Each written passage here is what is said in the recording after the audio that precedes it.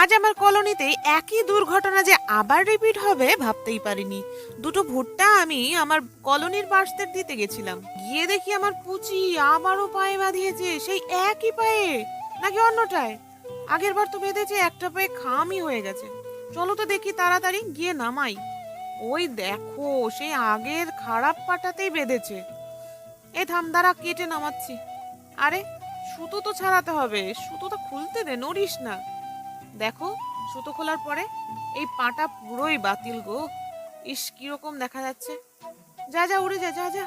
এবার বেশি ঘায়েল হয়নি, সঙ্গে সঙ্গে আমার চোখে পড়েছে। দেখো কিরকম হাঁপাচ্ছে তবুও। যাই হোক, বিপদ হয়নি, তার জন্য থ্যাঙ্ক গড। আর তোমাদের বলছি, তোমরা যারা ইউটিউব থেকে টাকা ইনকাম করতে চাও কিন্তু পারছো না, ইউটিউব বুঝছো না, তারা আমার অন্য চ্যানেল ইউনিক বাংলা অনু তে গিয়ে ইউটিউব সম্বন্ধে অনেক কিছু জানতে পারবে, গিয়ে দেখে নিতে পারবে।